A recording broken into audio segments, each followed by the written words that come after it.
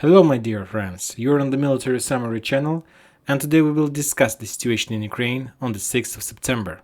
Today we have a lot of very interesting updates, so let's start. Furthermore, I would say that I don't remember such a day before in this year. First, let's discuss the report of Minister of Defense of Russian Federation. They gave us few numbers, and first of all, they are saying that they attacked the 65th Mechanized Brigade that located in the area of Zaporozhye, this small town, Veselyanka, this one. The Russians are saying that they attacked this brigade, and this brigade lost up to 100 soldiers and 50 armored vehicles. Furthermore, if we are talking about the Seversk-Artyomovsk area, the Russians are saying they attacked 53rd Mechanized Brigade, and as a result of this attack, this brigade lost up to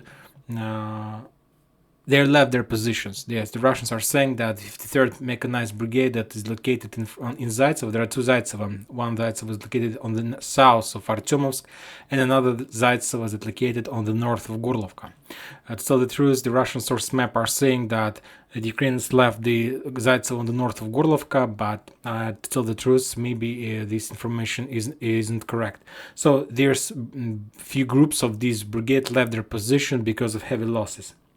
Another important update are coming from Artyomovsk. The Russians are saying that 93rd Mechanized Brigade, this one that located, the main base located in front of Izum bridgehead, and 51st Mechanized Brigade, this one, not this one, but this one, that main base is located near Donetsk, but the Russians attacked Artyomovsk, and these two brigades lost together 250 soldiers and 10 armored vehicles. If we are talking about the result of the first of this day of counter-offensive operation in the south of Ukraine, in Kherson district, the Russians are saying that Ukrainians lost up to 210 soldiers and up to 37 armored vehicles. Now, that's it about updates, about the information we have from the Ministry of Defense of Russian Federation. Now let's talk about the main things that happened during the day. And I must say that the front line start movement. It moves, and yesterday we saw one picture, and today we see totally different picture on the front line. We have so many updates from the front line, and to tell the truth, sometimes you don't know who to believe and where is the who is telling the truth and who is lying. But let's start from Kherson district slowly. If we are talking about Kherson district, there are very important updates from this area, and mainly all these updates concern this bridgehead that Ukrainians managed to establish in this area. The Russians are saying that they destroyed all 3 pontoon bridges in this area, and now the Ukrainians are no longer able to cross the river at all. Furthermore, the Russians are saying that they are shelling and bombing this area using our aircrafts and using their FAB 500 bombs, and the Russians are saying that they managed to listen the radio talks in this area, and their soldiers in this area are crying, begging their commanders to save their lives and to move them from this front line. But as you can see, the Ukrainians, they do nothing, maybe because they don't able to do this, maybe because of Kharkiv area, so we will discuss Kharkiv area a little bit later. But anyway, the Ukrainians suffer there and have a lot of losses on this bridgehead. If we are talking about the north, about this area, there is no changes. The front line is stable, or we don't have any information. We didn't get anything about this front line, so I suppose that the Ukrainians are doing some regrouping or so on, and the Russians doing the same as well. Now let's talk about our area, about Kherson, Novokakhovka. As you can see, the Ukrainians continue shelling this area using HIMARS and .U rockets and so on. Furthermore, today we got updates from Energodar. As you can see, there are a lot of icons in this area. That means that Ukrainians shelling this town heavily. I suppose that maybe they're planning another storm operation with using the boats and so on, because now the main things are happens in Kharkiv area. We know that we can say that Ukrainians were defeated in Kherson district. I don't know about the Russians' losses, but anyway, they stopped their offensive operation. The Ukrainians were defeated near Energodar, but it doesn't mean that they're not going to make another attempt of taking another attempt of taking control over this territory. So the Ukrainians started shelling this area heavily, so I suppose that this is some kind of artillery preparation, and maybe this night or maybe tomorrow the Ukrainians are going to make another attempt of taking control over this town. So let's see. Now let's talk about important updates that we got from the front line. As you can see, according to the Russian sources map, they're saying that the Russians established control over two towns, very important towns like Novopol and Vremovka, these two towns. If you remember, a few days ago we discussed about the third military corps, Russian military corps, and nobody knows, and we just made some projections where the Russians are planning to send this third military corps. And I suppose that because the fact that we received this update today, I suppose that some forces from this third military corps were sent in this direction. Now let's take a look at the Western sources map for better understanding of the situation. As you can see, I'm talking about these two towns, Vremovka and this Novopol. Let's update this map according to the situation we have. So as you can see, there are differences between the Russian sources map and the Western sources map, but let's add this information just for better understanding of the entire picture in this area. So these are Vremovka and these are Novopol, Novoalexandrovka. All these towns that I'm marking in the blue area according to the Russian sources map is under Russian control. So as you can see, the situation on this front line is very critical for the Ukrainians because, as you can see, there is a small penetration of Ukrainian defense line. Velika Novosilovka is a very powerful fortified area, and as you can see, this town is located between two rivers, and it's very difficult to storm this area. But the thing is that the Russians managed to enter and to establish control over Vremovka. Furthermore, I would like to add that we got this information not just from some kind of Telegram chats or Telegram channels or so on. This information we got from the official military authorities of Donetsk People Republic, of DPR. As they do this, they provide such kind of information every time they take control over this or that town. So I suppose that we can believe this information at least for 90 or 100%. So the Russians got control over Vremovka. Now they are able to do few things.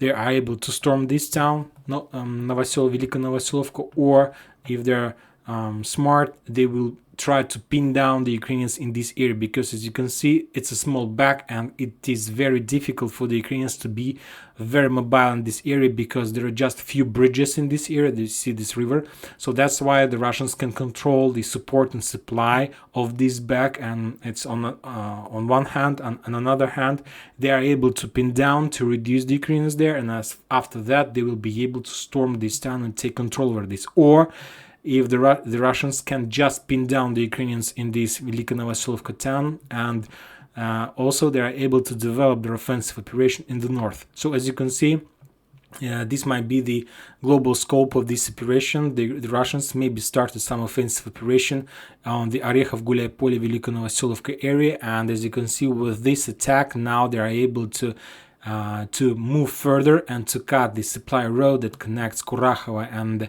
Donetsk fortification with the mainland, and with help of that they're able to cut this area and to create first back and the back in this area, and this back may turn in the future into a small cauldron in this area as well. So these updates are very important, and I suppose that the Russians started doing something in this area. Now let's talk about Donetsk. The Russians gave us another update about Pesk, like the final confirmation, I suppose, that they managed to establish control over entire Pesk, over these bridges, over fortifications, over industrial zone, and they started their offensive operation in Pervomaiska. Now they're just trying to do some Requiem combo, trying to understand whether Ukrainians, if they are there or something like this, and I suppose that very soon, in a day or two, they are going to start their offensive operation in this direction as well. Now let's talk about area between Bakhmut and Seversk. Today we got one important update from this area, and this update we got from the Ukrainian side. The Russians reported about that, but they were saying that Ukrainians in Seversk asked for some silent time, silent day. They asked the Russians not to attack them, not to shell them, because they wanted to clear this area from the bodies of their soldiers, of Ukrainian soldiers. There are so many soldiers killed in this area during the previous days of storm operation, because, as we know, the Russians, to be more precise, the Akhmat special forces of Chechens, they announced about starting the greatest offensive operation in this area. So I suppose that this report about asking for silent hours was about that, just to give them opportunities to move the dead bodies from this area. Furthermore, if you remember, a few videos ago we discussed that the Ukrainians somehow managed to cross the Seversky Donetsk river and establish control over small town Ozernoye.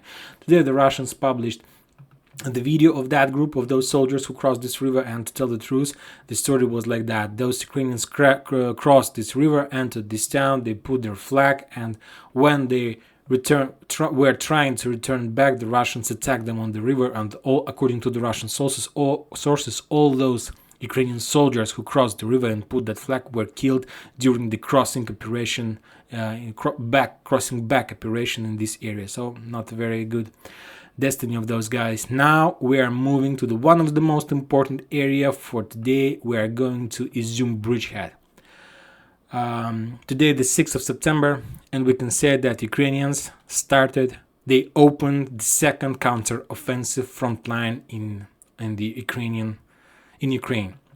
Let's take a look at the map of this position. If you remember, a few videos ago I told you that my projection was that because of the fact that Ukrainians moved so many armored brigade in this area, like 10th Tank Battalion, 3rd Tank Brigade, like 4th Tank Brigade, like 93rd Mechanized Brigade, like 3rd Tank Brigade, like Artillery Brigade. My projection was that Ukrainians were planning to start counteroffensive operation in this area, and today somewhere at noon time we got first updates that the Ukrainians started their offensive operation in direction of Balakleya. The Russians are saying that this town, Balakleya, as you can see, there are a lot of icons in this area, and as you can see, the Russian source map has been updated. Now you see that the Ukrainians managed to enter the suburbs of Balakleya. They took control over Verbovka and this west part of Balakleya. Somewhere at noontime we start getting report from the Russian sources, whether they say that it's a hell. It's not just a counter-offensive operation from the Ukrainian side. The Russians themselves said that there was a hell in this area. The Ukrainians moved in this direction, everything they have, their armored vehicles, their tanks, everything they have, and with one attack they managed to crack the first line of Russian defense in this area and entered Verbovka. But the Russians are saying that Verbovka was under defense of just mobilized forces. Those guys who is older than 40-50 years from Russian territory.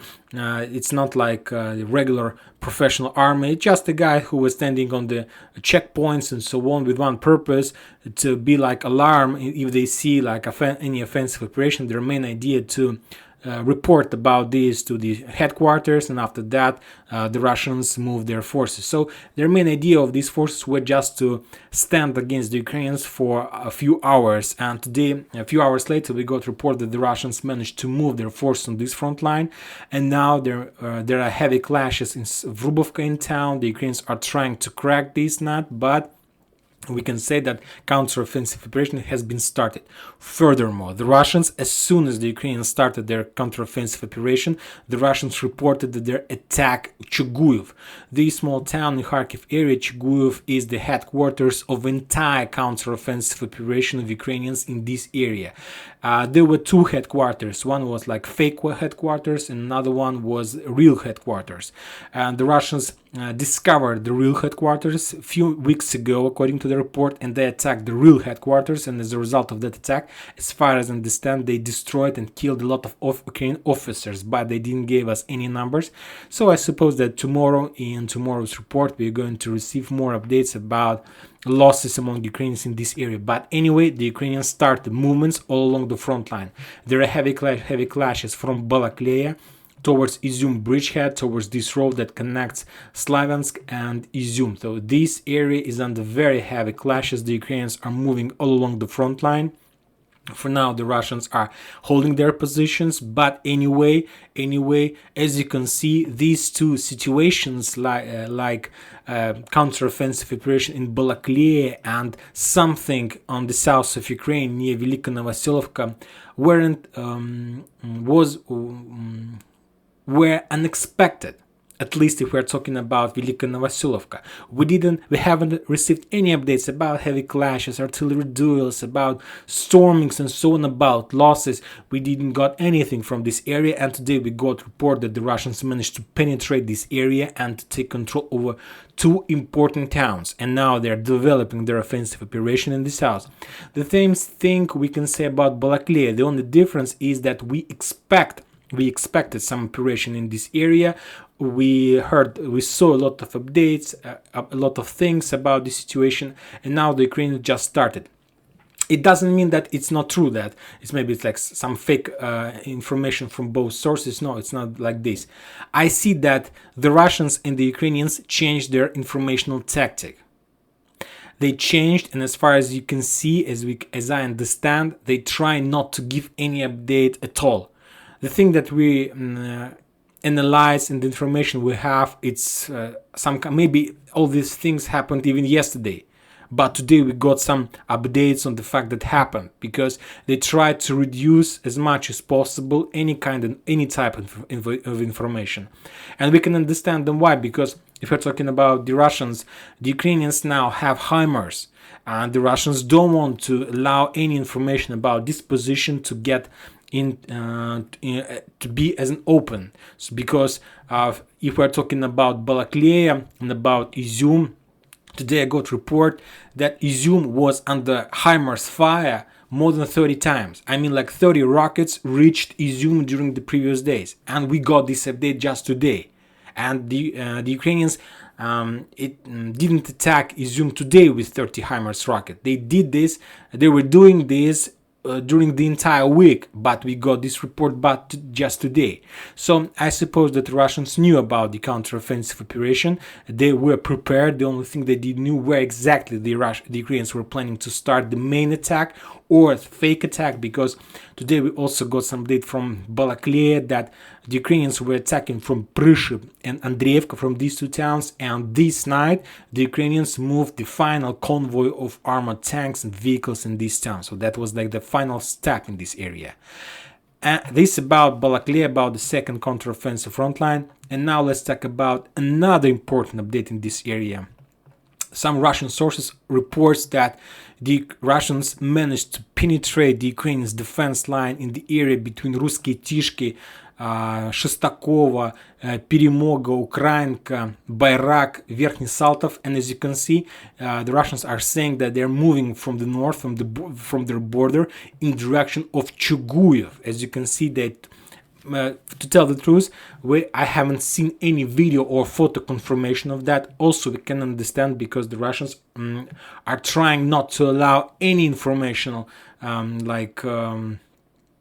escape from this area, that they don't want to show any photos or videos because they don't want to show the disposition, the types of vehicles that involved in this operation. We can understand that, but I suppose that in a day or two we're going to receive, if it's true. But I believe that it might be true, or maybe it might be some kind of informational war that may force the Ukrainians to slow down their offensive operation and to move some forces to the north because of this informational war. For now, no more updates, but as you can see, the front line has been changed, and today we see totally different picture. And today I understood that now we see the grand battle for Donbass. Yes, guys, the grand battle for Donbass has started, and this battle starts in Kherson district, and this battle ends on the north of Kharkiv. So this entire area, it's a final battle. I'm not saying that it's like the final battle, and as soon as this battle overs, somebody is going to win. No, but after this battle, the entire situation is going to be changed, and we will see another picture in comparison with the things that we can see today. So this is the situation in Ukraine. And that's it for today. Military Summer channel reminded we condemn any violence in Ukraine. Thank you for watching, subscribe to my channel, put your likes, join my Patreon, and have a good day. Thank you, bye bye.